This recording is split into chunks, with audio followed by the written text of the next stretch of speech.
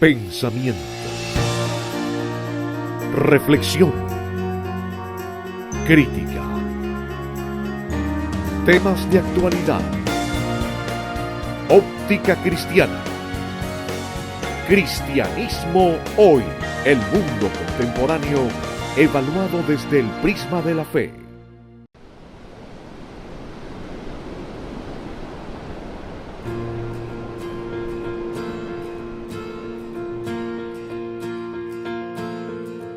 Sublime gracia del Señor, que a un pecador salvó. Fui ciego, mas hoy veo yo, perdido y Él me halló.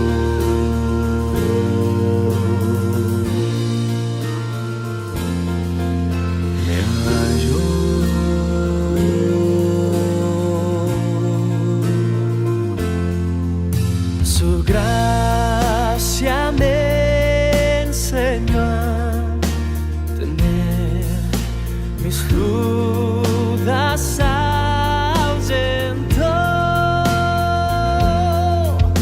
Oh, cuán precioso fue mi ser cuando Él me transformó.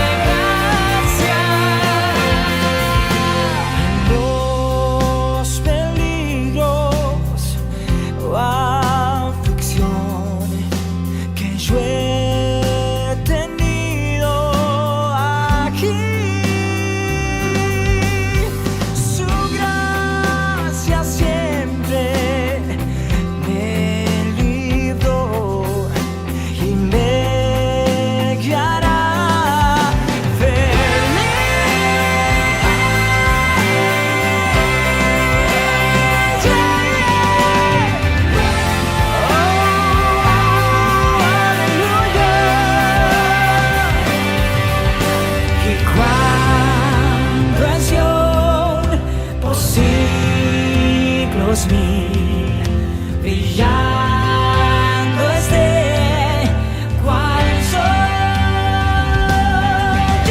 yo cantaré por siempre allí su amor que me salva.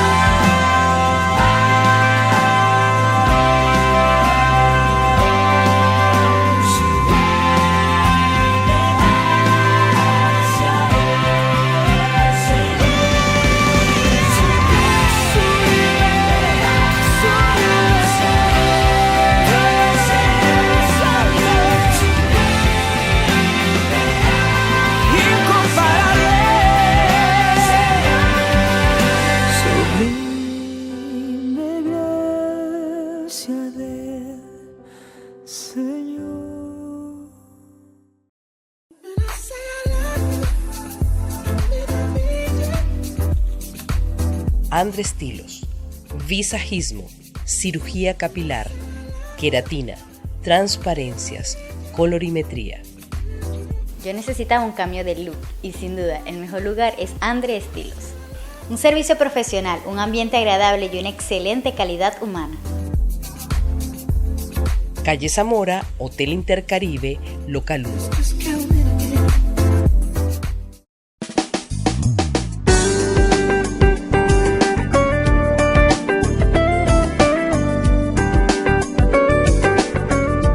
Bien, este es su espacio Cristianismo Hoy. Hoy estamos muy contentos, en verdad, llenos de mucha alegría, de mucho gozo por la maravillosa ocasión que nos brinda el Señor en la eternidad de su amor, de poder llegar una vez más a través de este su espacio Cristianismo Hoy a todos sus hogares, acá a través de la televisora regional Médano Televisión.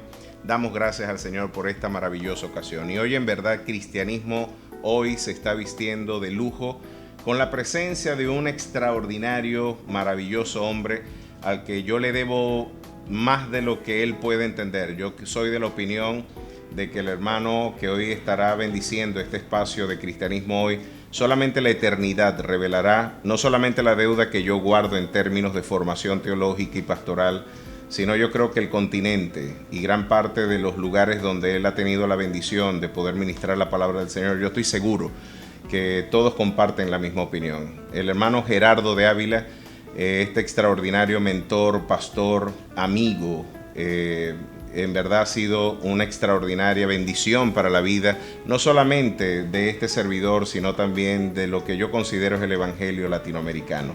Así que de esta manera yo tengo el placer de presentarles, y con esto quiero, hermano Gerardo, presentarle y darle la ocasión de que brinde un saludo a todos los televidentes por este medio. Es un placer poder estar contigo, acompañarte, y para mí siempre que yo te pueda ser útil, nada más tienes que avisarme y con mucho gusto. Es un placer estar contigo, aunque sea por este medio tan impersonal. Así es, muchísimas gracias, pastor. Bueno, hoy vamos a querer sacarle el mejor provecho a esta conversación. En la verdad es que yo creo que usted tiene muchísimo que aportarnos, muchísimo que brindarnos en términos de formación. Aquí casualmente tengo un libro que es de su autoría, el libro Volvamos a la Fuente, un libro que desde mi opinión debería formar parte de todas las bibliotecas pastorales, entre otras cosas porque creo que es una de las aproximaciones más lúcidas, una de las aproximaciones más rigurosas en términos de lectura teológica, sociológica de la experiencia de la iglesia contemporánea.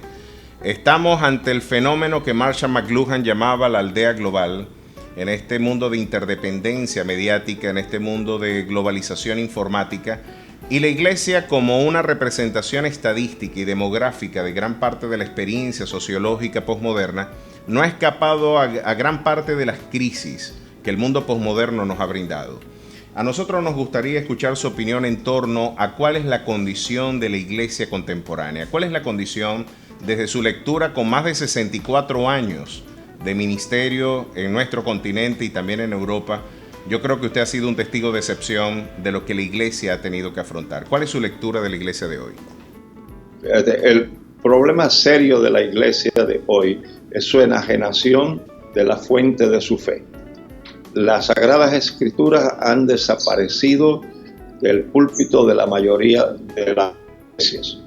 La Biblia hoy no es relevante. Hoy son otras historias, otras ideas, otras ocupaciones.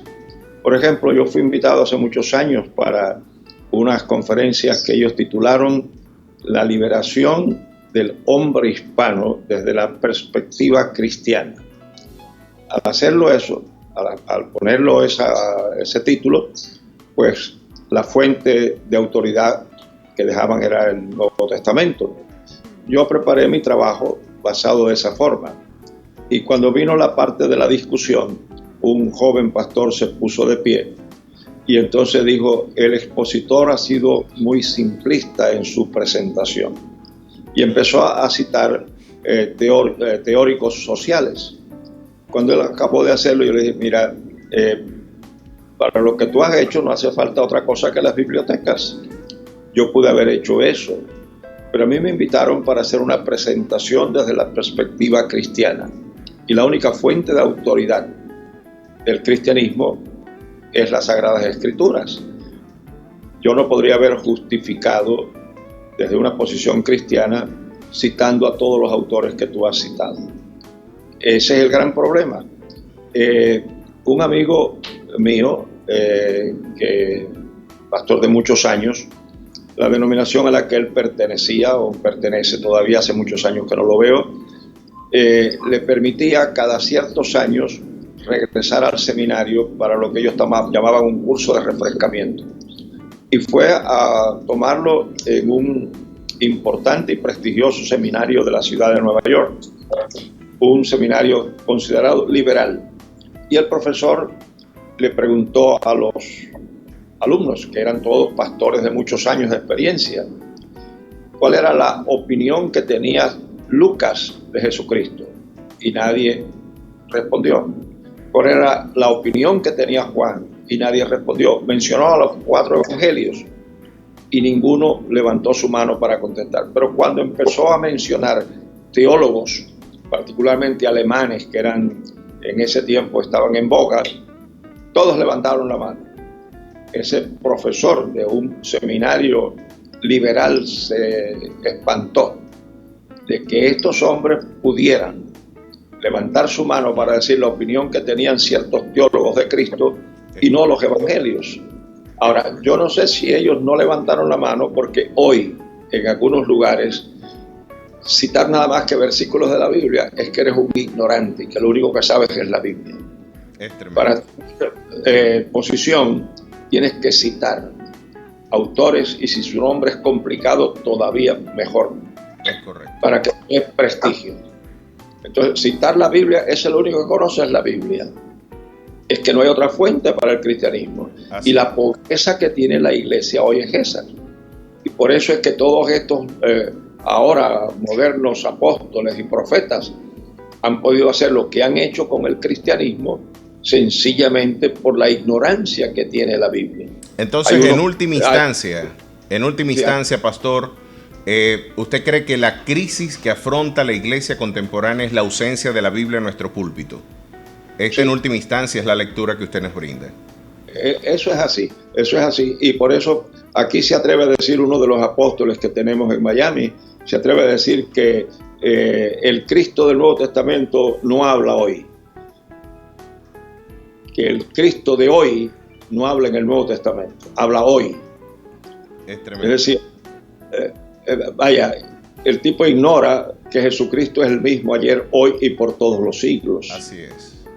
Entonces, ese es el gran problema. Los pastores hoy, muchos pastores tienen versiones del Evangelio mejoradas, como la pasta de dientes, o como los otros productos, que a cada rato sale uno con una fórmula mejorada. Excelente. En el capítulo número 3 de este precioso libro, Volvamos a la Fuente, el título de ese capítulo usted lo ha titulado Sin Nuevo Testamento no hay cristianismo. Y en el capítulo 4 nos habla de un error metodológico de la iglesia. ¿Cuáles han sido los errores que metodológicamente la iglesia ha estado afrontando? Yo creo que usted con 64 años de experiencia ministerial tiene mucho que recoger en términos no solamente de formación académica, sino en términos de experiencia en la interacción misionera que usted ha tenido con la iglesia regional latinoamericana y también europea. ¿Cuáles han sido los errores? ¿Dónde podemos poner los puntos reflexivos y críticos para una revisión del evangelio contemporáneo? Es que la gente llega al evangelio a través de 21 siglos de peregrinación institucional y de tradiciones. O sea, una persona conoce al Señor en la iglesia bautista, o en la iglesia presbiteriana, o en la metodista, o en la pentecostal, y entonces llega al Nuevo Testamento a través de esas fuentes. Eso para mí es un error metodológico. Lo que se debe hacer para corregir ese error es saltar de nuestro siglo al siglo primero y con el Nuevo Testamento en las manos peregrinar los 21 siglos de historia, del primero al que tenemos hoy.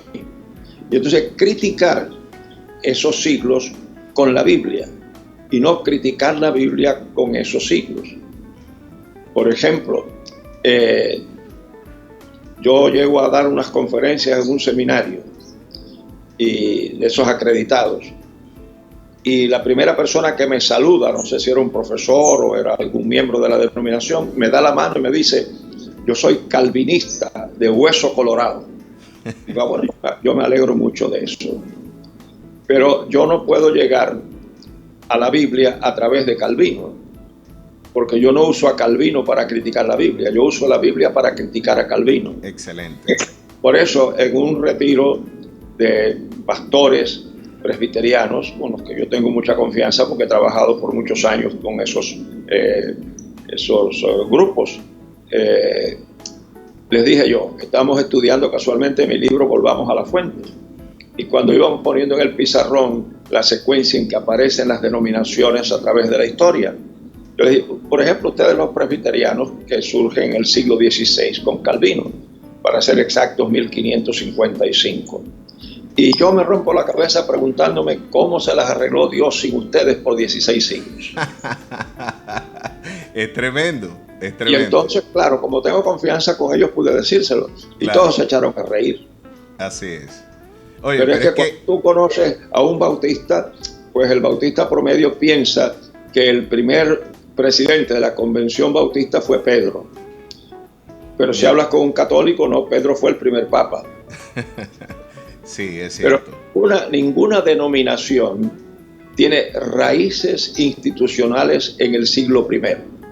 Lo único que puede reclamar una denominación son raíces conceptuales, no institucionales, porque en los primeros siglos no hubo ninguna denominación. Ni los católicos, que se creen que son los primeros, el que sabe historia sabe que en el siglo I no había ninguna denominación. Lo único que puede reclamar una persona o una denominación es continuidad ideológica, teológica, pero no institucional. Es correcto. Entonces, hoy las denominaciones se creen que ellas inventaron las cuentas. Y hay un montón de cosas. Por ejemplo, un pastor lleva 20 años de experiencia pastoral, pero no fue a un seminario, no fue a una universidad, porque ese es otro de los grandes errores. Las facultades, las universidades, los seminarios, no dan el conocimiento. Ellos acreditan el conocimiento. El conocimiento lo dan los libros. Entonces, este pastor era un autodidacta, bien preparado, un ministerio excelente por 20 años. Cuando terminó su pastorado, pues hubo una denominación, una congregación que supo que estaba sin pastorado y lo invitaron. Él dijo que podían conversar y orar sobre eso. Después de un tiempo estuvieron de acuerdo en que era la dirección de Dios, pero cuando consultaron con la denominación, ahí se creó el problema y la pesadilla, porque empezó la burocracia. Y entonces la denominación dijo que él no podía ser pastor de esa congregación de ellos porque él no estaba capacitado. Porque para ser pastor de ellos tenía que tener 4 años de universidad y 3 años de seminario. Entonces Dios descubrió que por 20 años había utilizado un hombre que no estaba capacitado para ser pastor de una iglesia. Ahí tú ves el ridículo. Tenemos que ir a un corte comercial, pero antes de ese corte comercial, yo creo que esa reflexión, decía Claude Lévi-Strauss, que el famoso antropólogo estructuralista de origen francés, decía que uno de los grandes dramas de la cultura occidental ha sido que hemos cambiado y sustituido el mito por el rito. Nos hemos conformado con la dimensión litúrgica, formalística, exterior, coreográfica, esa expresión que usted emplea tanto de nuestro culto y quizás de nuestra experiencia cultural, y los aspectos esenciales de la cultura han quedado relegados en la periferia del discurso social y cultural. Pero antes de irnos a comerciales, quiero dejar esta pregunta al aire, porque usted habla también en este libro maravilloso de 3 teologías en conflicto, de la teología folclórica, institucional y la teología bíblica. Para eso, no se aparte de nuestra sintonía, que dentro de unos pocos momentos estaremos de nuevo con su espacio Cristianismo Hoy y nuestro extraordinario invitado Gerardo de Ávila.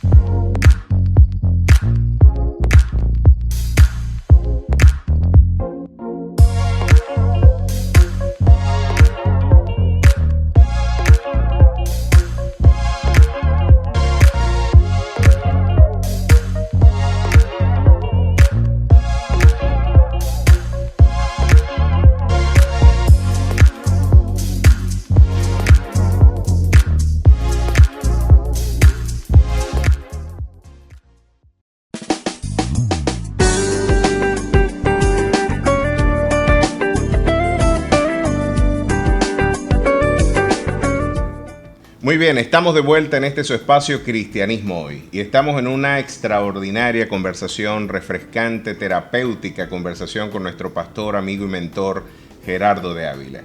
Habíamos dejado al aire una reflexión que él en su maravilloso libro Volvamos a la Fuente, este es un libro al que yo le sugiero a la pastoral latinoamericana, a todos los que yo puedo hacer recomendación de este maravilloso libro.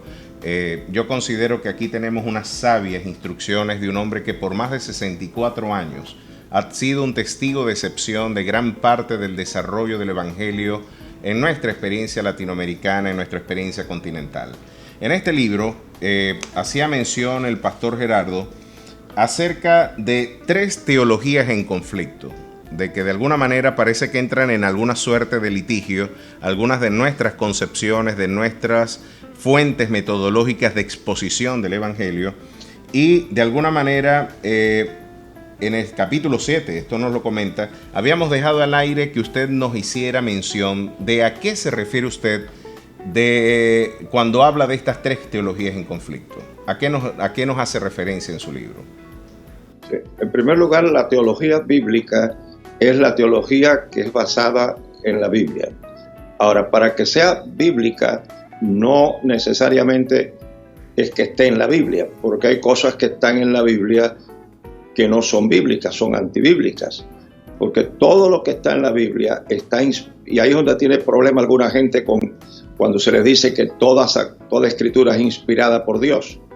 Bueno, todo lo que está en la Biblia está inspirado por Dios para que esté en la Biblia, pero todo lo que aparece en la Biblia no ha sido inspirado por Dios, porque en la Biblia aparece la opinión de la serpiente, en la Biblia aparece la opinión de Pablo, aparece la opinión de las supersticiones, aparece la opinión de la cultura.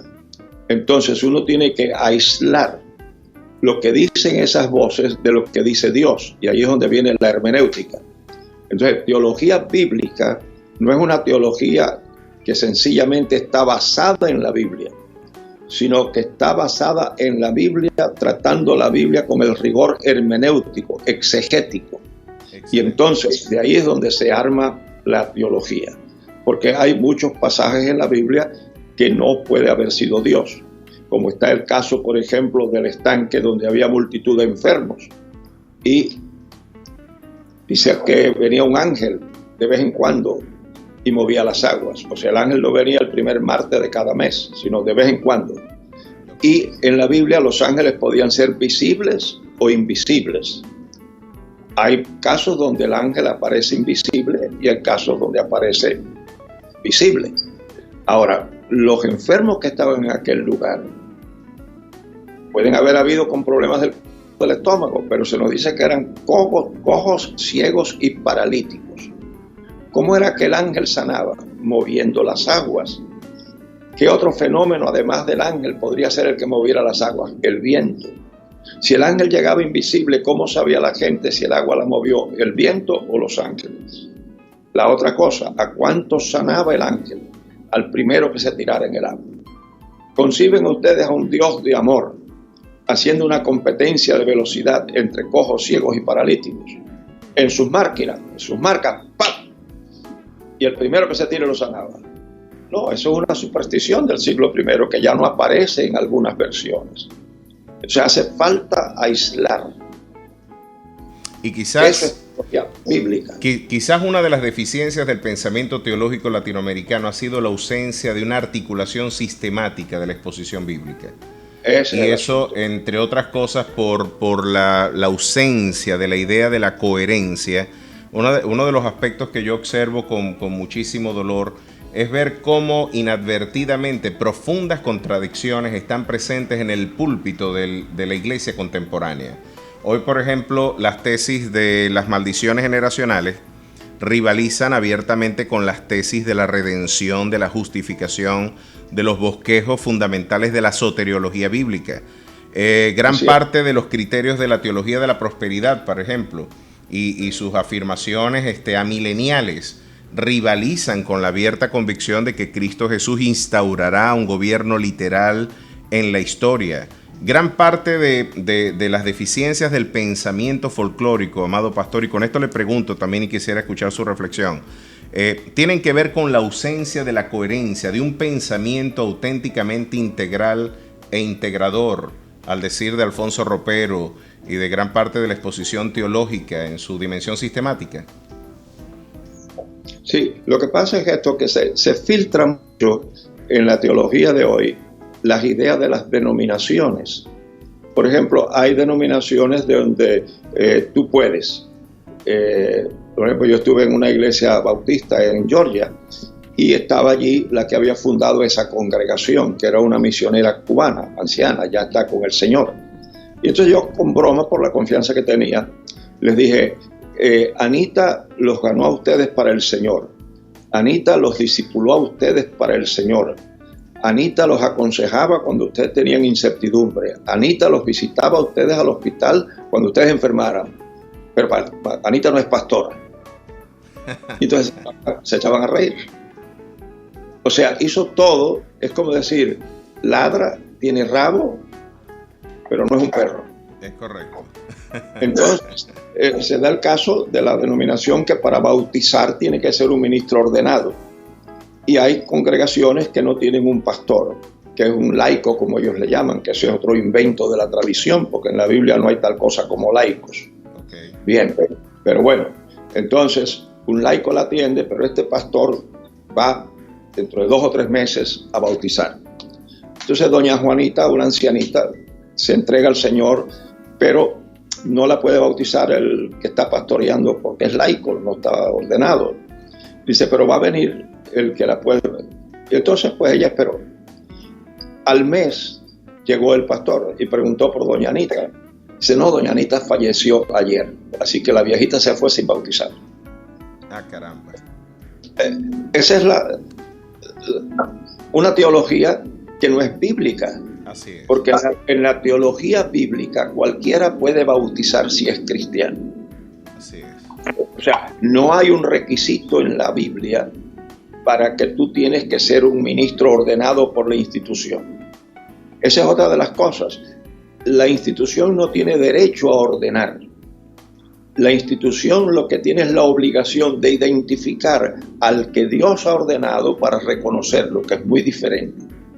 Y por eso hay tantos pastores que son pastores sencillamente porque el tío tenía una posición y esto y lo otro, y bueno, pero no son personas que fueron llamadas por Dios. Y por eso hay tantos pastores que terminan su trabajo frustrados, porque realmente no fueron llamados por Dios. Porque según la Biblia, quien llama es Dios. Y es muy riguroso cuando dice a unos, puso en el manuscrito. Una traducción más rigurosa sería a unos, unilateralmente los hizo pastores. Tremendo. A otros los hizo esto. Entonces el punto de partida es ese. Entonces esa es teología bíblica. La teología institucional es la de la denominación. Que ellos tienen ya su propia teología y por eso hay diferencias entre pastores bautistas, metodistas, presbiterianos, pentecostales, de la Alianza Cristiana y Misionera, y tienen sus choques y sus confrontaciones. Y la teología folclórica es, ya lo dice, así folclórica, producto del folclore. Personas que no tienen educación, pero dicen que el Señor los llamó, y entonces pues por ahí para abajo a decir lo que a ellos se les ocurre, y es una teología folclórica. Pero la teología bíblica es la teología que se puede sustanciar con una interpretación, con una exégesis rigurosa del texto sagrado. Es correcto. Sabe que Hans Kuhn decía algo interesante en una de sus reflexiones, aparte de la distancia crítica que uno pueda tener con las reflexiones teológicas de Hans Kuhn. Creo que esta afirmación es extraordinaria. Cuando él afirmaba diciendo de que mucho oro y mucho polvo nos distancian de la auténtica percepción del Jesús de la Biblia. Es decir, 21 siglos de tradición histórica nos han distanciado de una objetiva perspectiva del Jesús consagrado en las Escrituras.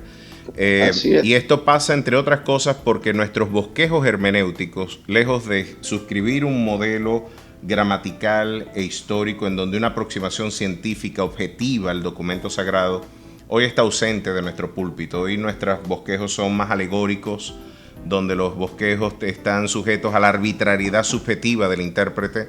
Esto muy Así emparentado con las tesis de la hermenéutica post-heideggeriana, post-wittgensteiniana, pero lamentablemente la iglesia está sufriendo hoy más por sus exponentes que por sus oponentes. A mí me gustaría que usted en el próximo corte nos esté reflexionando en torno a cuál cree usted, de alguna forma, hermano Gerardo, que a qué responde esta necesidad de la iglesia de contemporizar con los espacios de entretenimiento del mundo para poder capitalizar el interés de las masas. En el próximo corte a mí me gustaría que usted nos diera su lectura de por qué la iglesia hoy está involucrada en esta agenda. No se aparte de nuestra sintonía, que volveremos con más de su espacio Cristianismo Hoy.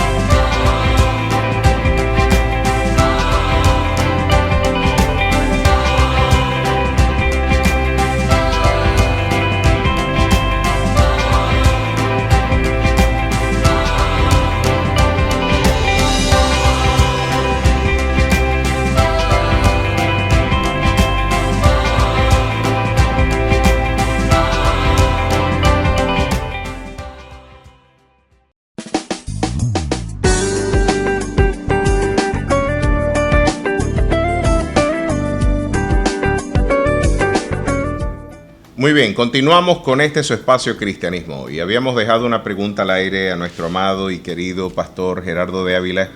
Para mí no solamente es valioso su pensamiento como sociólogo, como teólogo.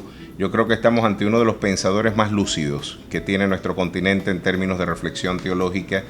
Y yo debo hacer una confesión. Gran parte de mi vocación académica yo terminé de consolidarla a través del llamado que yo recibí de parte del Señor en un congreso de jóvenes en la mesa de Esnujaque, allá en el año 1991. En un congreso de jóvenes yo logré entender a través del ministerio del hermano Gerardo de que se puede ser un sujeto reflexivo, pensante y al mismo tiempo un sujeto de fe.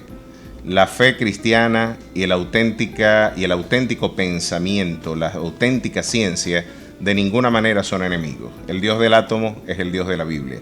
Y yo creo que de alguna manera tenemos hoy un privilegio maravilloso de poder escucharle, hermano Gerardo, y de poder escuchar esa reflexión lúcida.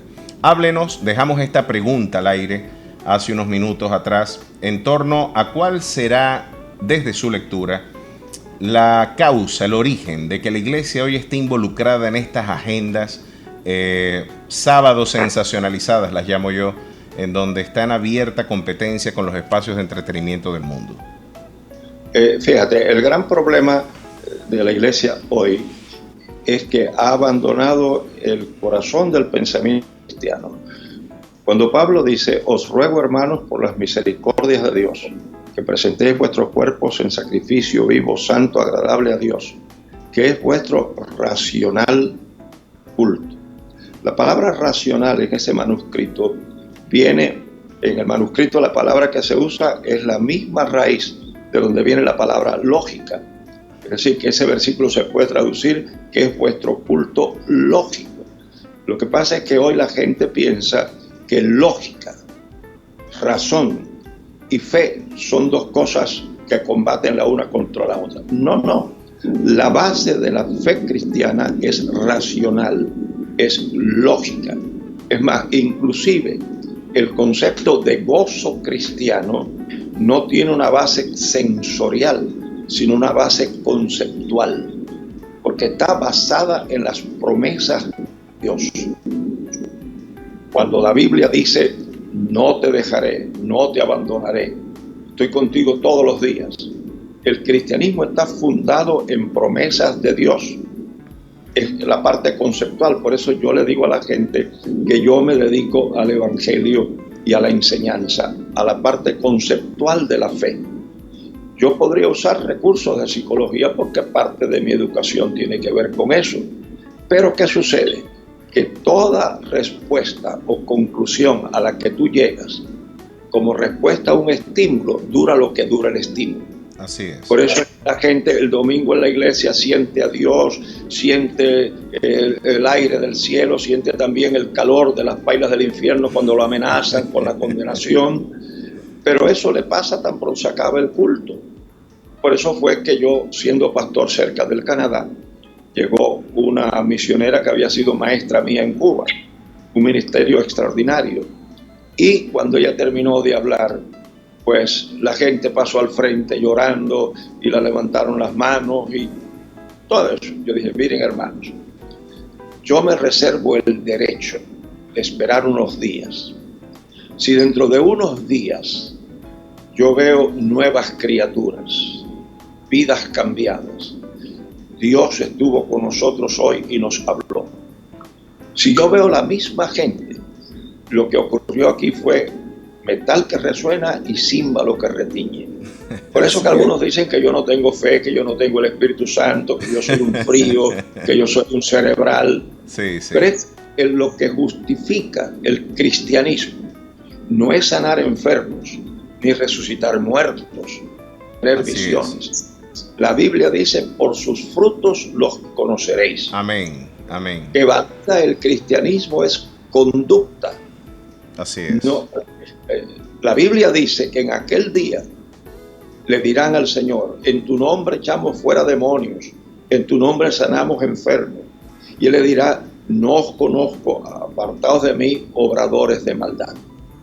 El cristianismo es conducta, y la conducta tiene que ver con conocimientos, con un sistema de valores. Por eso, ahora, la otra parte de la pregunta, ¿por qué es que cedemos o por qué cede la iglesia a la presión? Sencillamente por un desafío al texto que yo te cité. Cuando dice, os ruego por las misericordias de Dios, que presentéis vuestros cuerpos en sacrificio vivo, santo, agradable a Dios, que es vuestro racional culto. Y no os conforméis a este siglo, mas transformaos por la renovación de vuestro entendimiento, para que experimentéis cuál sea la buena voluntad de Dios agradable y perfecta. En ese pasaje hay dos palabras que tienen que ver con forma. Una tiene que ver con forma interna y otra con forma externa. Cuando dice no os conforméis a este siglo, se refiere a la forma externa, la presión que hace la sociedad para reducir a su molde. ¿Cómo es que se contrarresta eso? Pues con la otra forma, la otra palabra para forma que dice, más reformaos. Esa es renovación de adentro. Entonces, la fuerza de expansión de tu fe, que es conceptual, es la que empuja la presión del mundo de afuera y no permite que tú te reduzcas a su mundo. Excelente. Nosotros somos la luz del mundo.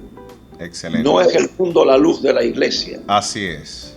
Lo que pasa es que la gente tiene complejos de su propia fe y piensa que en una sociedad como esta, para tener fe es que no tienes mente. Por ejemplo, yo tuve un profesor de filosofía en la Universidad del Estado de Nueva York, y ese hombre, mira cómo se presenta el primer día de clase al empezar el semestre.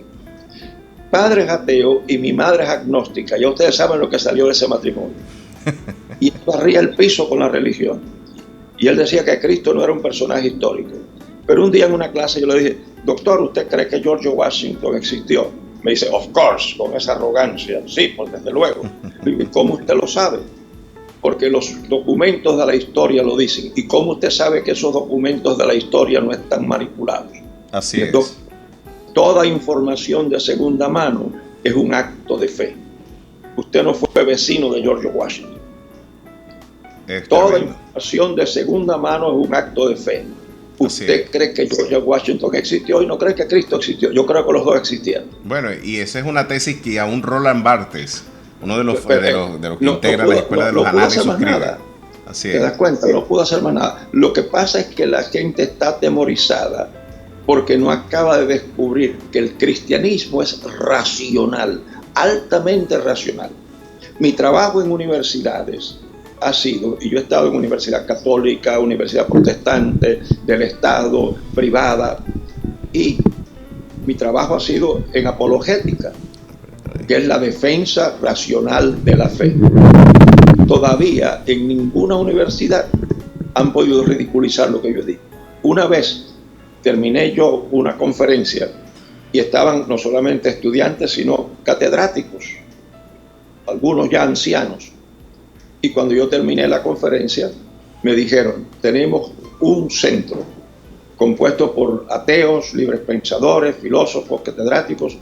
Todo el que se atreve a defender sus ideas, lo invitamos. ¿Usted se atreve? Claro que fui. Todavía no ha habido una facultad de ridiculizar mi presentación del Evangelio. Claro, yo no voy allí con el vocabulario, el Señor me los bendiga y qué bendición es estar con ustedes. Claro. Es hablar de Dios y de la fe cristiana sin usar la teología de revelación. Sencillamente utilizar lógica, utilizar historia, utilizar filosofía, y nadie en los años que yo he trabajado en universidad ha podido ridiculizarlo. Lo que pasa es que la gente le tiene miedo a esta sociedad. Pero no, el cristianismo se puede validar. Claro, el cristianismo que no se puede validar es este cristianismo liviano, ligero, absurdo, que lo desarma cualquier persona. Claro. Pero el cristianismo del Nuevo Testamento es irrebatible. Que la gente crea o no crea es una cosa, pero que puedan probar que está equivocado, no. Es imposible. Así es. O sea, la idea de Dios se puede lógicamente demostrar en un pizarrón. Es correcto.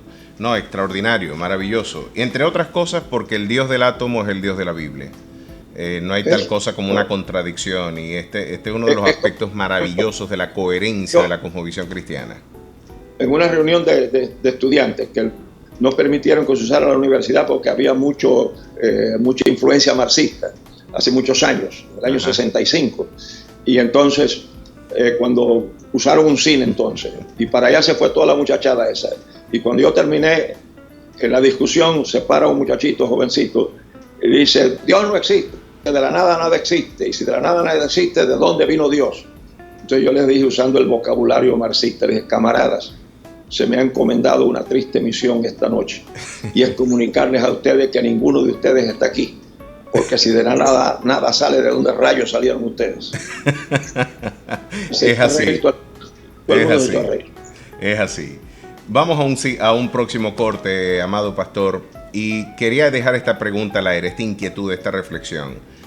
La iglesia se encuentra hoy ante la ausencia de una teología del sufrimiento, la poca competencia de nuestros líderes para dar una respuesta ante el quebranto, ante las diversas avatares y quebrantos que afronta la experiencia cristiana. Es uno de los signos distintivos del evangelio contemporáneo, donde se ha hecho una equivalencia entre prosperidad y bendición, en donde la ausencia de quebrantos es el testimonio más elocuente del respaldo divino. Cuando la aflicción, el dolor, la enfermedad tocan la puerta del creyente, hoy tenemos una teología, si es que puede llamarse a eso teología, que no tiene las competencias para brindar una respuesta.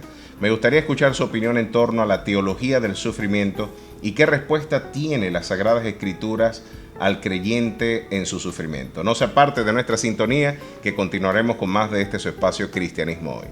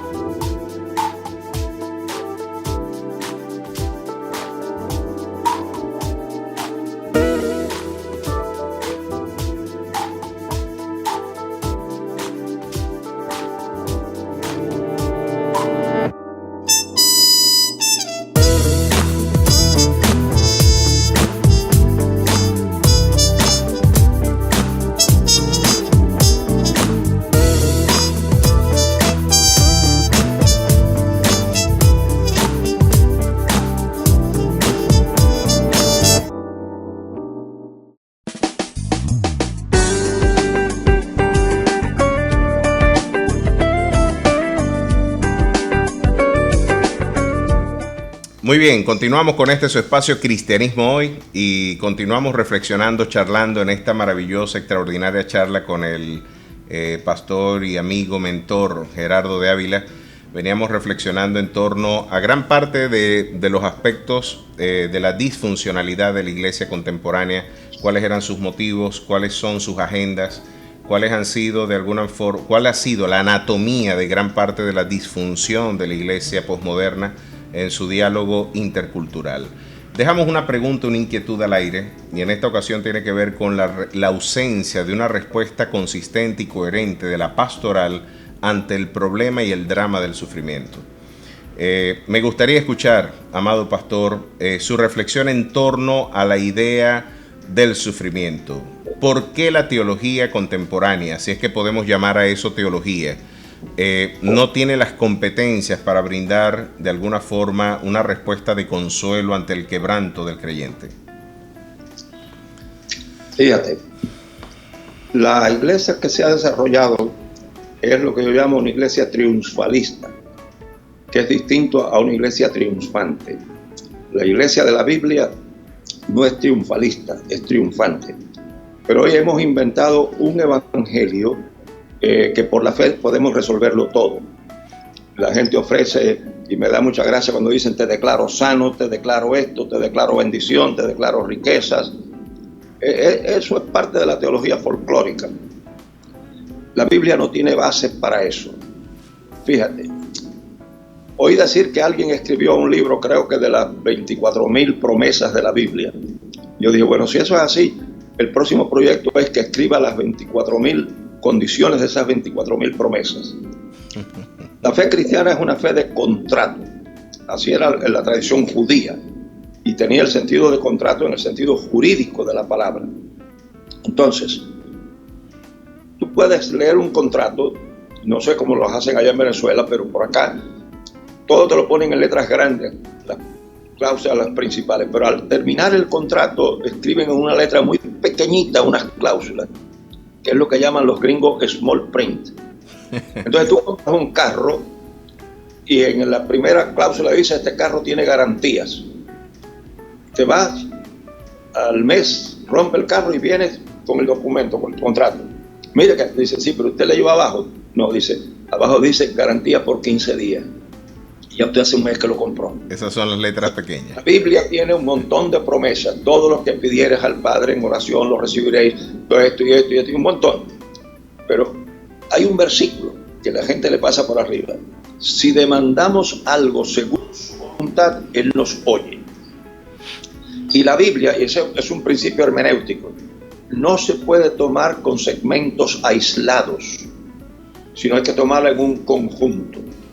Tú vas al capítulo 11 de Hebreos y te da una lista de los que por fe apagaron fuegos, por fe fueron victoriosos en batalla, por fe hicieron esto, hicieron aquello.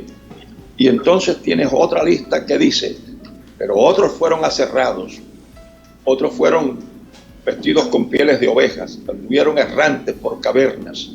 Y dice ese mismo capítulo: y de ninguno de ellos se avergüenza Dios. La fe no garantiza que no vas a enfermar. Por ejemplo, nadie me ha escuchado a mí decir que a mí no me puede dar tal enfermedad. ¿Quién soy yo para no morir en un accidente de aviación? ¿Quién soy yo para no morir secuestrado?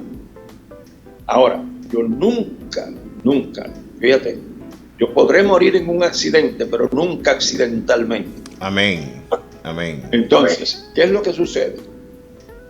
Que hay circunstancias que no tienen explicación, que yo no las comprendo. Por ejemplo, voy a un lugar donde hay un niño con cáncer. Si yo pudiera, yo lo curaba. Pero sin embargo, yo no lo amo más que Dios. Entonces, en la fe hay ciertos problemas. Por ejemplo, tú vas a lógica, la ley de la contradicción en lógica. Tienes un médico que dice que él es el oncólogo que ha curado toda clase de cáncer. Tiene una hijita de 5 años que está muriendo de cáncer.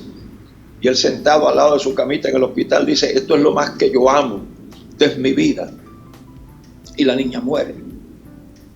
En la ley de la contradicción, O él no tiene la capacidad de sanar todos los cánceres que él dice, o él no ama a esa hija como la ama. Así es. El problema que tenemos en filosofía El problema es que de cuando tú Epicurio. afirmas un Dios de poder absoluto, omnipotente, y un Dios bueno, niegas la posibilidad del mal, lógicamente. Porque si es omnipotente, evitará el mal. Y si no lo evita siendo omnipotente, es porque no es bueno. Usted dice que sí, que es bueno. Entonces, si es bueno, como bueno querrá evitar el dolor de su hijo. Pero como es impotente, no lo puede evitar. Sin embargo, la fe afirma a un Dios omnipotente, a un Dios bueno. Así es. Acepta que ese Dios a unos hijos los sana y a otros se los lleva.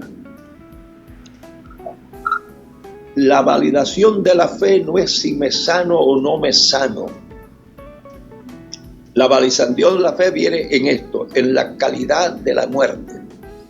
Por ejemplo, dice la Biblia: por nada estéis preocupados, sino sean públicas vuestras oraciones delante de Dios, y la paz de Dios, que sobrepuja todo entendimiento, guardará vuestros corazones. Fíjate, hay cosas que Dios no puede explicar, no porque Él no tenga la capacidad de la explicación, sino porque yo no tengo la capacidad de la comprensión. Para entender a Dios hace falta ser Dios. Así Los es. que están pensando llegar al cielo con una lista de preguntas, mejor es que la voten. Porque en el cielo no vamos a ser dioses, que vamos a conversar de tú a tú. Yo lo que tengo es la esperanza de que en el cielo borren mi disco duro y las cosas que me crean problemas a mí hoy, no me las creen allá. Yo nunca he tenido problemas con la realidad de Dios. Como yo te dije, yo lo he demostrado en universidades. Con lo que yo he tenido problemas y tengo a veces problemas es con la manera en que Dios administra el mundo. Si yo fuera Dios, ningún sinvergüenza violaba a una niña, porque yo lo hago que nazca sin apetito sexual. Si yo fuera Dios, ningún hombre le pegaría a su esposa, porque como yo lo anticipo, nace sin brazos el sinvergüenza ese. Si yo fuera Dios, nadie emigraría de su país por razones políticas o razones económicas. Emigraría porque quiere conocer otra tierra. Cuando me tranquilizo, por lo menos si Dios me explicara por qué Él hace lo que hace, entonces imagino a Dios diciendo: yo le explicara a Gerardo, pero si le explico no me va a entender. Entonces, ¿qué es lo que hace Dios? Cuando vienes en ese túnel oscuro, en la caída de la sinrazón del trato que Dios te está dando a ti en ese momento, te reciben unos brazos que te dan una paz, que así como no tiene explicación tu circunstancia, tampoco tiene explicación tu paz. La Biblia no garantiza que no te va a ocurrir X cosa. La Biblia garantiza que lo que te ocurre será aquello para lo que Dios te ha equipado y nunca sufrirás más de lo que tú puedes tolerar. Así es. Ahora, esa es enseñanza bíblica. Lo que pasa es que no tenemos una pastoral para el dolor. Es como el caso que yo digo de que invitan a una vecina: esta noche es la noche de los milagros, señora, venga, porque tiene cáncer. Y fue. Se acabó la noche de los milagros y no fue sanada. Una señora se le acerca: hermana, es que usted no tiene fe, porque para el que cree todo es posible. Ahora la señora, además de cáncer, es incrédula. Cada otra que tiene más relación con Dios, le dice: hermana, ¿por qué usted no se examina el corazón? Si a lo mejor usted tiene un pecado escondido, porque Dios no oye a los pecadores. Ahora la mujer tiene cáncer, es incrédula y tiene un pecado que no sabe de dónde está escondido. Si Bueno, hubiera quedado en la casa, habría salido mejor, porque ya tiene cáncer, que es malo, pero por venir a la noche de los milagros, ahora tiene cáncer, es incrédula y tiene un pecado escondido. Lo único que falta es que le den una soga y la lleven a un árbol para que se ahorque. El cristianismo de hoy no tiene una pastoral para el dolor. Se ha olvidado de la historia de los mártires. Se ha olvidado de que el mismo Cristo que nos salva, cuál es la muerte que tuvo. Hay cosas que yo no entiendo de Dios, pero entiendo suficientes cosas como para creer en Él sin entenderlo todo. Y yo he repetido muchas veces, el milagro más grande que hay no es que Dios sane de cáncer. El milagro más grande que hay es que yo crea. Amén. Yo tengo fe. Amén. Y que yo sé que el cáncer no me puede matar, pero Dios lo puede usar para llevarme a su presencia. Amén. Entre otras cosas, pastor. En la muerte, en la enfermedad, da una paz que no tiene explicación. Frente a otros rifles que matarían a un hombre al que yo le había hablado de Cristo, cuando lo voy a buscar en la celda para acompañarlo al lugar de ejecución, le pregunté, ¿estás preparado para lo que viene? Y me dijo, sí, porque de tal manera amó Dios al mundo, que ha dado a su Hijo unigénito, para que todo aquel que en él cree no se pierda, mas tenga vida eterna. Caminamos al paredón, y frente a los 8 rifles tuvimos un momentito de oración. Cuando yo dije amén, el hombre me abrazó, y señalando al cielo me dijo, allá nos veremos. Y murió con una tranquilidad que todavía yo la recuerdo como algo extraordinario. Qué extraordinaria experiencia. Dios a veces no cura, pero da un consuelo que supera el dolor de la enfermedad. Amén. Y estas son palabras terapéuticas que yo pienso que la incapacidad de la teología, de la prosperidad y de gran parte de estos bosquejos apostólicos del mundo contemporáneo no tienen la habilidad de brindar una respuesta frente al quebranto y el sufrimiento por la ausencia de uno de los conceptos fundamentales de la fe cristiana, que es la soberanía de Dios. Hoy el hombre es el soberano. Pero para seguir reflexionando en torno a esta idea, vamos a dejar esta reflexión al aire. ¿Qué lugar ocupa esta noción de la soberanía de Dios en el contexto de la consolación de la fe cristiana? Para esta reflexión no se aparte de nuestra sintonía, que continuaremos con más de su espacio Cristianismo Hoy y con más de Gerardo de Ávila.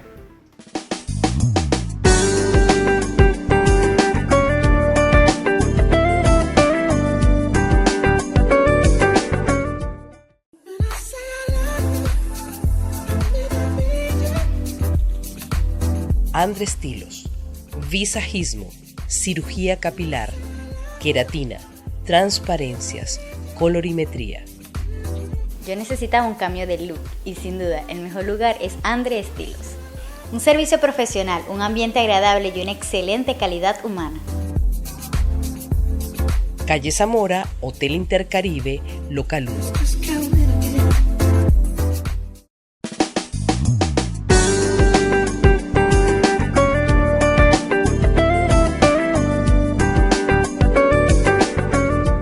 Muy bien, continuamos con Cristianismo Hoy y en esta ocasión reitero la alegría que ha traído a mi corazón la bendición de poder concurrir en esta charla con nuestro amado, querido pastor Gerardo de Ávila.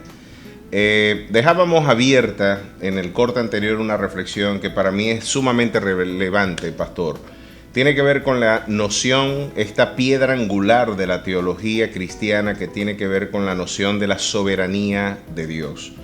Ya el concepto de soberanía es un concepto bastante problemático en ciencias políticas. De hecho, Maquiavelo, Thomas Hobbes, John Locke ha sido gran parte de la reflexión filosófica en términos de filosofía política. Reflexionar en torno sobre quién reposa la soberanía en el ejercicio del poder. Este es un debate por demás interesante en términos politológicos, en términos de filosofía política, pero en términos teológicos, este es uno de los conceptos más relevantes para la arquitectura conceptual de nuestra fe.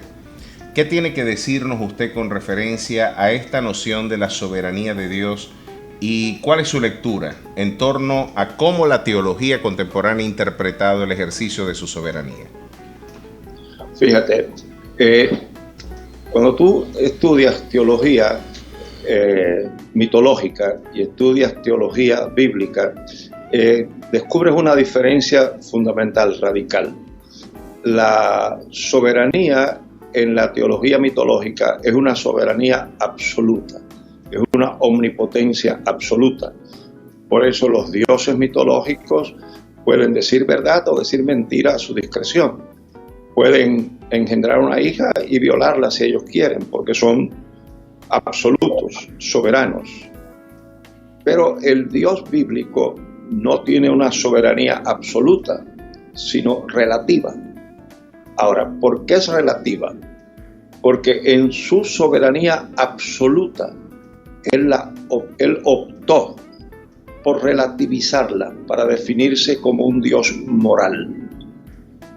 Al definirse como un Dios moral, y esa es una de las cosas que tú puedes ahora demostrar en estas iglesias que piden tanto dinero y pastores que se han hecho multimillonarios y tienen palacios.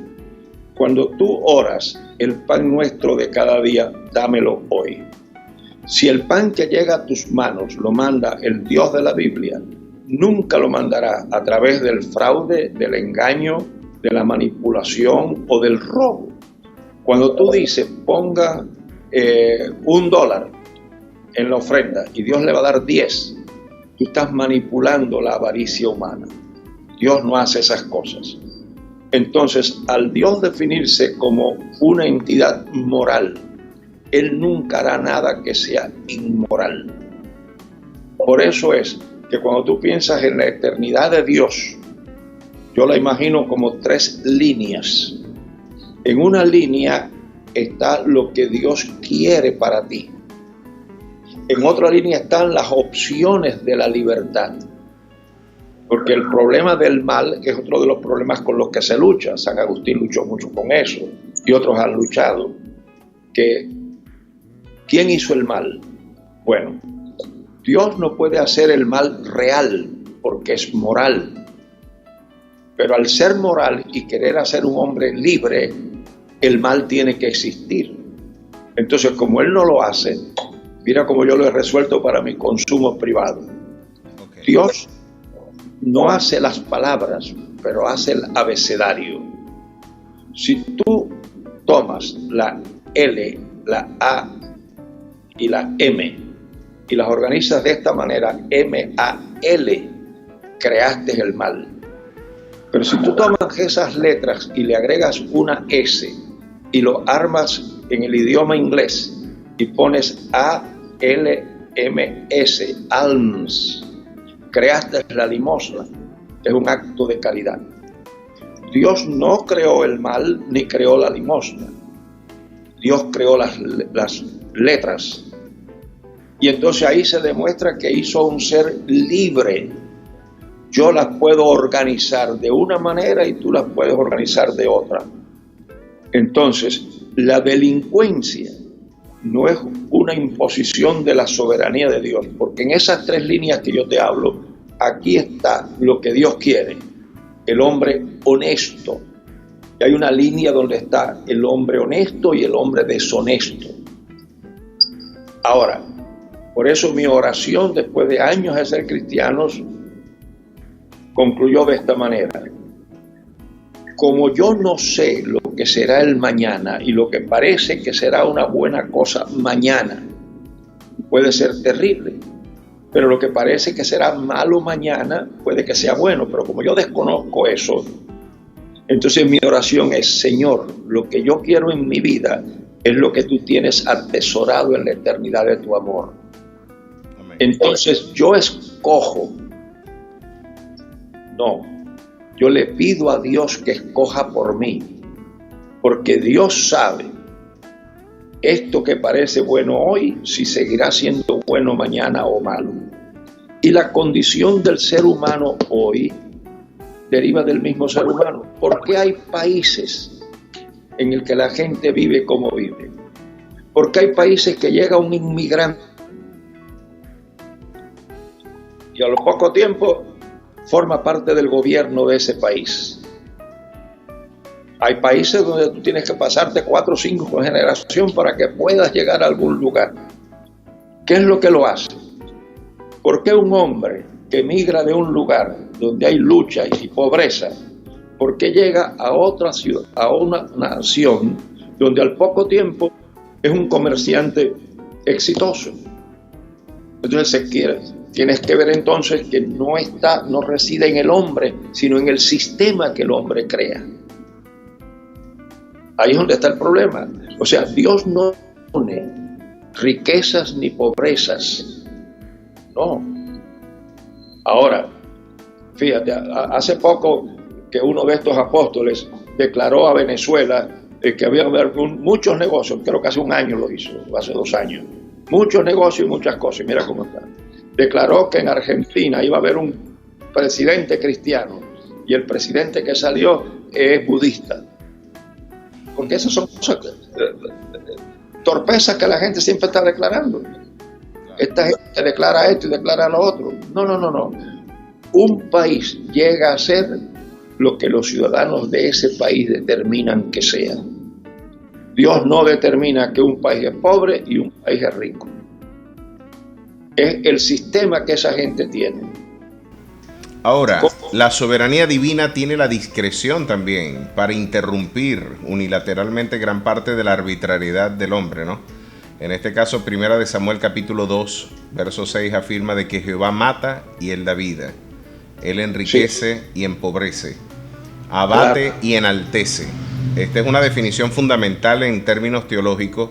Ni aún la libertad del hombre puede interrumpir designios providenciales de su soberana disposición en la historia. Pero me gustaría escuchar su reflexión en torno a esa gestión de la providencia divina. Mira, por ejemplo, cuando dice que Dios endureció el corazón del faraón. Ahora fíjate, y ahí es donde viene el trabajar con el lenguaje. Dios no puede endurecer el corazón, pero ¿qué es lo que sucede? Cuando yo te digo a ti, no hagas esto porque eso te perjudica. La mente humana puede ser reprocesada. Yo tengo un diagrama para ver cómo hace eso. O sea, de fábrica vienen funciones vitales. Hay toda una cablería en el cerebro que vienen armados de fábrica, que tienen que ver con funciones vitales. Pero hay una parte del cerebro que trae los cables sin conectar. Y eso, cuando tú lo miras desde un punto de vista sociológico, eso se llama socialización. Y desde un punto de vista psicológico, eso se llama condicionamiento. Entonces, ¿qué sucede? Que cuando tú rechazas una cosa, y la rechazas 2 veces y 3 veces, tú vas dándole a tu psiquis una compostura que ya no va a reaccionar a eso más. Por ejemplo, cuando dice la Biblia, no para siempre contenderá mi espíritu con el hombre. Dios no endurece el corazón, pero la resistencia a la voz de Dios es la que va produciendo el endurecimiento. Porque un Dios moral no puede endurecerme ser salvo. Claro. Pero llega un momento en que tú puedes integrar. Y sencillamente, por ejemplo, personas que fueron cristianas y se van de la iglesia y empiezan una conducta, fíjate, el primer pecado, robar un banco, el primer robo esa noche duermes, el segundo robo no crea tanta crisis, el tercer robo crea menos, y el cuarto o el quinto, tu psiquis normaliza esa conducta y sustituye a la otra conducta. Fue la repetición de Dios, no lo hagas, lo que va contribuyendo al endurecimiento, porque el rechazamiento va dando eso. No es Dios el que endurece. Ok. Sin embargo, ahora concluimos. El Dios de la Biblia es un Dios soberano. No es el hombre. En este giro antropológico que ha tenido la teología de hoy, hemos hecho del hombre el centro del universo. El centro del universo, y yo pienso que esto responde gran parte de los bosquejos, incluso filosóficos y antropológicos de la cultura occidental, después del cogito ergo sum cartesiano, donde se hizo de la conciencia el centro, el punto arquimédico desde el que se desplazó el conocimiento y la percepción integral del mundo, gran parte del pensamiento filosófico hizo del hombre el centro mismo de la reflexión filosófica y cultural. Y la Iglesia, en lugar de ser un factor de cambio y de impacto para el mundo, al contrario, el mundo ha impactado a la Iglesia, y gran parte de estos bosquejos y estos presupuestos han integrado nuestra visión de la fe. Friedrich Schleiermacher, un filósofo y teólogo alemán, padre de la teología del sentimiento, decía de que ya no es tan importante el encuentro con Dios a través de la revelación del testimonio sagrado, sino a través de este sentimiento de dependencia con el absoluto. Ahora es el sentimiento el que da lugar, el que tiene preeminencia sobre el fundamento objetivo del testimonio revelado, y de alguna manera esto sirvió para que la Iglesia desplazara el testimonio bíblico, se echara a un lado las escrituras, y ahora es el sentimiento, la subjetividad del creyente el que viene a ser el punto arquimédico, el crisol hermenéutico de su interpretación de la relación espiritual. Pero para el próximo corte, amado pastor, teniendo presente estas reflexiones, a mí me gustaría saber cuáles son las salidas que la Iglesia tiene para cuáles serían las concretas orientaciones que la Iglesia contemporánea, la Iglesia de hoy necesita para poder volver a la fuente de nuestra fe, volver a la terapéutica interpretación de las Sagradas Escrituras y poder hacer de la Iglesia un auténtico factor de transformación y de influencia para un mundo que se encuentra desorientado. Para esta reflexión no se aparte de nuestra sintonía, que continuaremos con más de su espacio Cristianismo Hoy.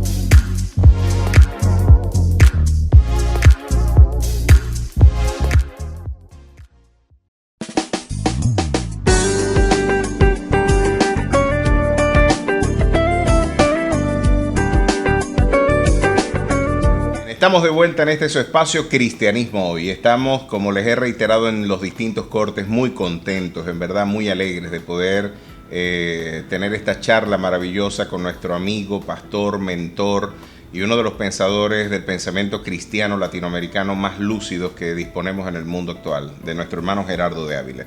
Hemos venido en estos 5 cortes reflexionando en torno a la anatomía de la disfunción de la iglesia contemporánea. Era de esperar que gran parte de los quebrantos de la sociedad posmoderna también estén presentes en la iglesia contemporánea. La iglesia es una muestra demográfica y sociológica también de la sociedad, pero lamentablemente la iglesia, en lugar de ser un factor de influencia para el mundo está influenciando a nuestra iglesia, y gran parte de las disfunciones, de la sinrazón, de la fractura del proyecto de la racionalidad occidental están presentes también en nuestra iglesia y lamentablemente también en nuestro púlpito. Hemos llegado a conclusiones interesantes en donde hemos visto que la iglesia hoy está sufriendo más por razón de sus expositores que de sus oponentes.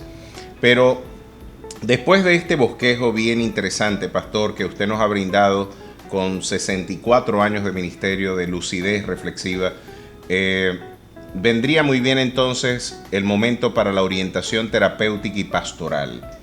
La iglesia, ¿qué debe hacer en el contexto del gran drama que afronta en el mundo contemporáneo, en el mundo posmoderno?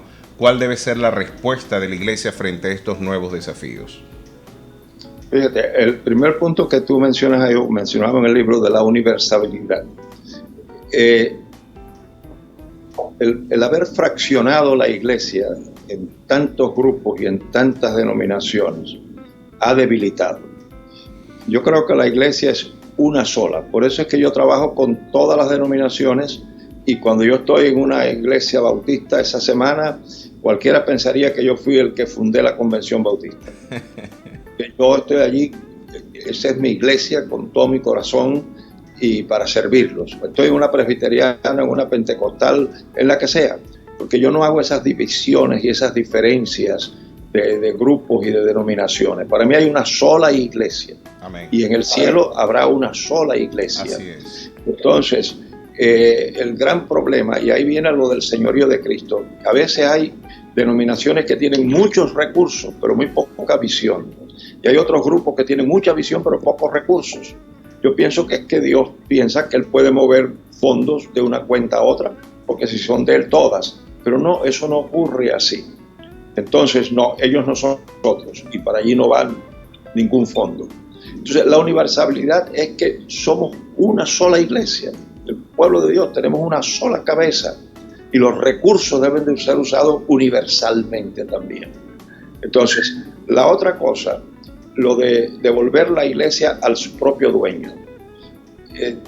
Cristo es el dueño de la iglesia, pero hemos desarrollado una serie de castas.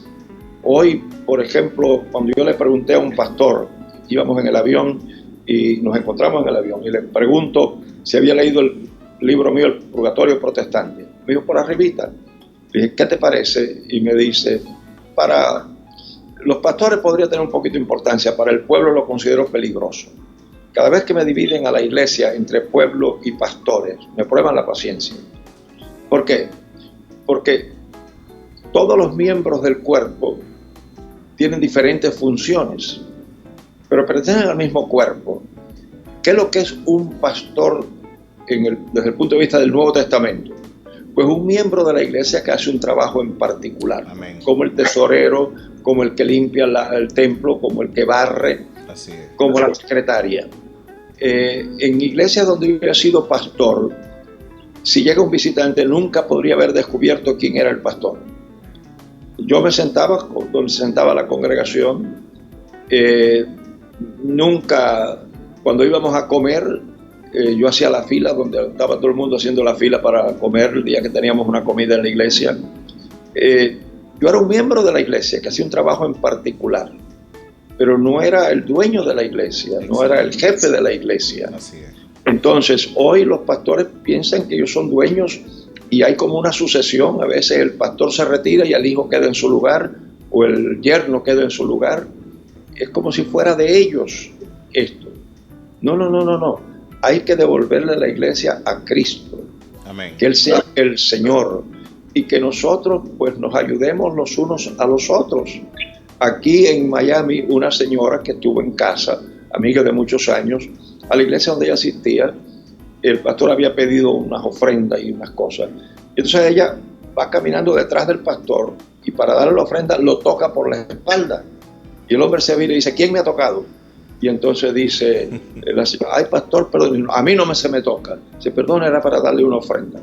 Entonces hoy nos creemos.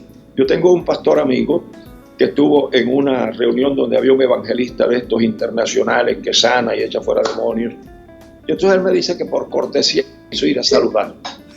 Pero iba acercando para saludarlo, los guardaespaldas le dijeron, no te acerques, porque cuando él está bajo la unción, si tú lo tocas puedes morir. Y mi amigo puertorriqueño al fin usó un dicho puertorriqueño y dice, rayo, a Cristo lo tocaban y sanaba, a este lo tocan y matan. Ese fue Moisés Román. A ese extremo hemos llegado. Sí, señor. Entonces, nos creemos dueños y señores. Aquí hay una señora, un apóstol que salió en YouTube dándole órdenes a los ángeles para que le busquen unas joyas que a ella se le habían perdido. ¿A qué nivel hemos llegado de burlarnos de las cosas de Dios? Entonces, hace falta devolverle el señorío al Señor. Y hace falta que nosotros entendamos que el pastor, cuando tú vas a la estratificación laboral del siglo I, la ocupación baja, pegada al piso, al polvo, sin prestigio, sin derechos, sin estatus, era la de pastor. Y esa fue la que Cristo escogió para sus siervos. Además, Amén. cuando tú lees siervo en el Nuevo Testamento, es esclavo. Así es. ¿Te das cuenta? Entonces, ¿de dónde se ha sacado esa arrogancia de algunos pastores de pensar de que ellos son como... Por eso yo no quiero que me digan pastor. No me gusta que me llamen pastor y se lo digo a la gente, porque la palabra pastor hoy ha sido grabada, lastrada, y hoy pastor es una especie de funcionario, de aristócrata, de dignatario. ¿Te das cuenta? Y lo único que yo no he hecho como pastor es dar a luz por las mujeres de la iglesia. Yo una vez estoy en una reunión de líderes en Pensilvania y pongo este ejemplo, que una señora de la iglesia donde yo era pastor me llamó diciendo que su esposo y ella estaban enfermos. Y yo le dije, no te preocupes que yo voy por allá. Pasé por el supermercado, compré una gallina, compré muchos vegetales, verduras. Me fui a mi casa con un caldero grande que yo tengo, le hice un caldero de sopa, se lo llevé. Estaban los dos como desmayados en la cama. Le llevo un plato de sopa a cada uno a la cama y le digo, y en el fogón queda para más tarde. Y me fui. Ni oré por ella, le leí la Biblia, ni los ungí con aceite. ¿Por qué? Si les leo la Biblia ni la van a comprender porque están mareados. Orar, ellos saben orar. Tremendo. El Evangelio según Santiago. Cuando digo eso en la reunión, se para un líder y me dice, ¿y dónde está la espiritualidad de lo que usted ha hecho? O sea, no entendió ese hombre lo que yo he dicho. Claro. Como pastor yo he hecho cualquier trabajo. Hacerle comida a los enfermos. Mañana yo voy a hacerle una sopa a una señora que tuvo un accidente. Y voy a llevarle para el almuerzo su sopa. Llegar a la simplicidad de que somos siervos del Señor. Amén. Así es. Fue a mi oficina una persona que quería ayuda de consejería. Y le dije, ¿por qué no vas a tu pastor? Y dice, no, porque él está muy ocupado siempre, no tiene tiempo. Y yo le dije, bueno, yo de vez en cuando tengo alguna cosa que hacer, pero no siempre. A otro vino también y le dije, ¿por qué no vas a tu pastor? Dice, no, ya pedí una cita, pero me la dieron para dentro de 3 meses. Dentro de 3 meses estoy muerto yo. A otro vino también y le dije, ven acá, ¿y por qué no vas a tu pastor? No, porque él no sabe lo que usted sabe. Ah, entonces es un médico que no sabe medicina. A ese punto hemos llegado. Aquí un pastor ha dicho en el púlpito, si ustedes están pensando en mí como un pastor que visita, están equivocados, porque yo no visito. Así lo dijo desde el púlpito. Tremendo. Entonces hemos llegado a eso. Hace falta regresar a la sencillez y a la humildad de lo que es un pastor, Amén. un siervo en el siglo I. Amén. Yo me pregunto, ¿qué ha pasado con el hombre humilde y manso de corazón? ¿Qué ha pasado con el hombre que no tenía dónde recostar su cabeza? Así es. Entonces la iglesia ha perdido su credibilidad. Hoy la iglesia para mucha gente es un negocio como otro cualquiera. Así es. Ahora, me preguntó en España un hombre, un pastor, ¿qué hacemos para resolver los problemas de la iglesia? Le dije, muy fácil, desarmar el tinglado, ir al Nuevo Testamento, averiguar qué es una iglesia y partir desde allí. Lo que el problema va a hacer es que va a haber mucho desempleo y muchos de los que son líderes hoy van a tener que regresar a hacer la fila del empleo de salario mínimo. Así es. Porque cuando ellos los llamó el Señor, la educación que tenían no les permite. Pero hoy son ricos, tienen mansiones. Así es. Entonces, ellos no van a soltar eso. Y Así para es. que pueda la iglesia hacer su trabajo, tiene que regresar a sus orígenes. Amén. Reconocer que somos una familia, diferentes funciones, diferentes miembros, pero un solo cuerpo y una sola cabeza.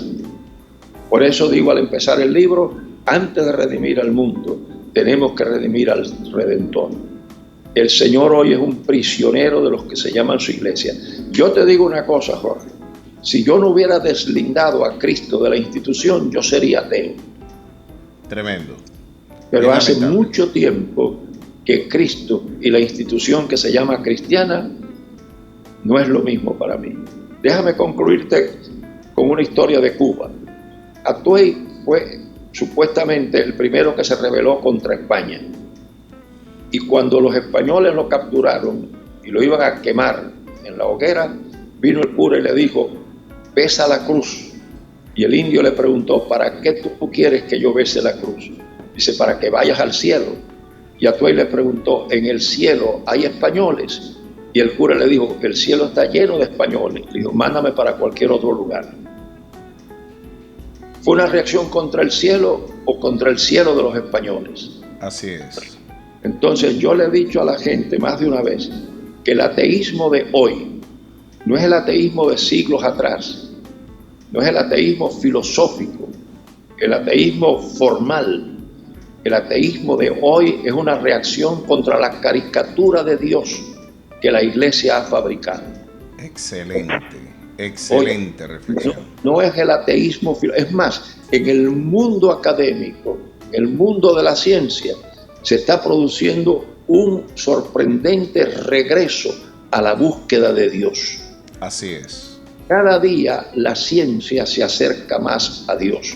Así es. El ateísmo actual es una reacción contra el Dios usurero, el Dios de mercadeo que la Iglesia ha hecho, que te bendice a cambio de dinero.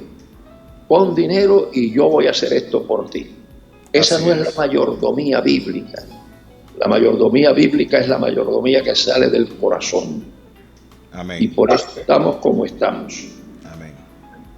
Y a menos que no haya ese cambio, la Iglesia de hoy, y yo he llegado a esta otra conclusión.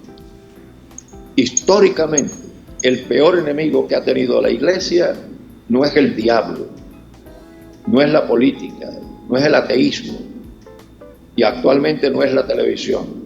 El peor enemigo que tiene la Iglesia es el que se dice que se llama cristiano, va a la Iglesia y no articula en su conducta el sistema de valores de la Iglesia. Amén. Ese es el peor enemigo de la Iglesia. Excelente. Bueno, extraordinario, maravillosas reflexiones. Me parece genial esta reflexión en torno a cómo hoy gran parte del ateísmo en verdad está brindando, es la respuesta ante esa construcción social del folclore, de la sociología de nuestra fe, ante esa construcción social de la divinidad, ¿no? Que en realidad no es el Dios de la Biblia. Es una caricatura del folclore, de la sociología del poder de nuestra iglesia. El negocio, hoy la Iglesia en muchos lugares es un negocio. Así es. Y lamentablemente hay que hablarlo abiertamente. Porque en verdad para empezar para emplear los recursos terapéuticos que la iglesia necesita, debemos confrontarla con la verdad profética. Hablar de parte de Dios, pues en este caso a través del precepto divino, de cuál es la auténtica orientación y naturaleza de la iglesia. Hermano Gerardo, ha sido un encanto, ha sido una maravilla el poder compartir esta reflexión juntos y le reitero todo mi amor, mi cariño, mi respeto y mi admiración por este extraordinario siempre para servirte. Y vayamos a la Biblia, a la profecía bíblica, porque lo que han dicho estos profetas en estos días, todo lo que han dicho no se ha cumplido. Así Gente es. que han declarado sana se han muerto. Tremendo, pero el Dios de la Biblia no es así. Es una burla. Así es, el Dios de la Biblia se seca la hierba, se marchita la flor, pero su palabra permanece para siempre. Ha sido un honor y una bendición, y desde acá, desde su espacio Cristianismo Hoy, nos despedimos también con mucha alegría, dándole gracias a Dios por la maravillosa y reiterada ocasión que nos brinda de llegar a sus hogares a través de su canal Médano Televisión. Cada miércoles a las 6:30 de la tarde nuestra cita es en este espacio que hemos creado para el pensamiento, la reflexión crítica, para evaluar el mundo desde la perspectiva de la fe. Cristianismo Hoy. Que Dios me les bendiga, que Dios me les guarde y nos vemos el próximo miércoles a las 6:30 de la tarde. Que Dios les bendiga.